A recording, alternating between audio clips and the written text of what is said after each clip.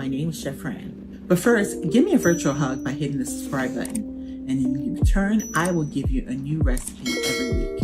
Our creamy polenta with tender fall off the bone pomegranate short ribs with the pomegranate areoles on them. Here's our vitamin content. So I'm taking my short ribs and I am putting them in a bowl. I have vacuum sealed it. Look at this nice, thick, nice lot of meat, great marbling. That's what you want to look for when you go to the store. You want to make sure that it's not all bone, that you do have a good chunk of meat and it has great marbling, because in this case, fat is your friend because that's what all the flavor is. I like to clean my meat with acid, and it's just kind of to get rid of the bacteria acid. Just pour it in for like 2 or 3 minutes, and then I'll rinse it off, and then we're gonna season it.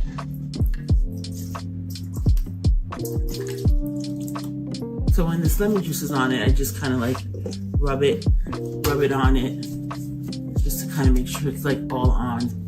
And then I just, like I said, I just like leave it for about 2 minutes, 2 to 3 minutes. And then I just gently rinse it off, pat it dry. And here are a list of ingredients.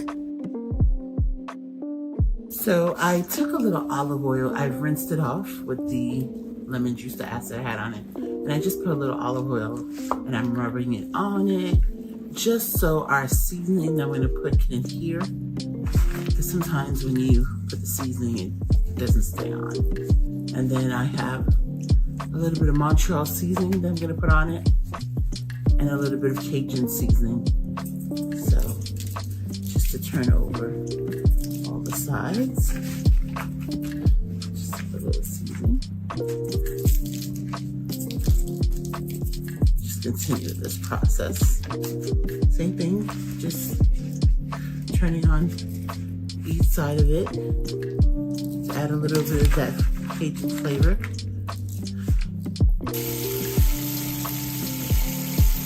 Gotta get a little more color in here. So let me show you what one of it looks like. So we kind of want to get color like that. Like this. And so now we did this side. So we're going to do this side.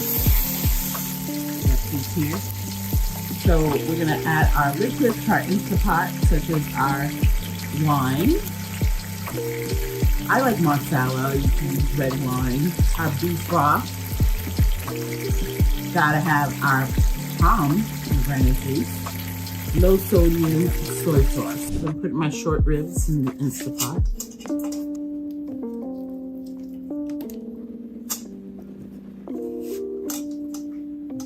So I have 4 garlic cloves in my hand, and the garlic cloves are not fully peeled. Very important information to know when you're using a pressure cooker Instapot, if you're not aware already. And I also have 1 whole onion. Now, with the onion, I just took off the brown outer skin. I left the bottom stem. I took off the top stem. Reason being is because of the high pressure from the Instapot or a regular pressure cooker, it will disintegrate if you take off everything. So this will, at least as it starts to disintegrate, you'll still see some pieces left of the garlic and the onion, and the flavors will all come out and be there. Placing the onion here, putting my garlic cloves around here. See, again, leave that outer stem there. And then we're gonna pour our liquids. It's supposed to be 1.5 cup. I have to put another 1/2 cup here of the beef broth. Okay. And then I have 1/2 cup of my wine. And then I have my brown sugar in here, soy sauce, and I have 1/3 cup of the soy sauce here. Okay. And then for my pomegranate juice, I have, this is 2 cups.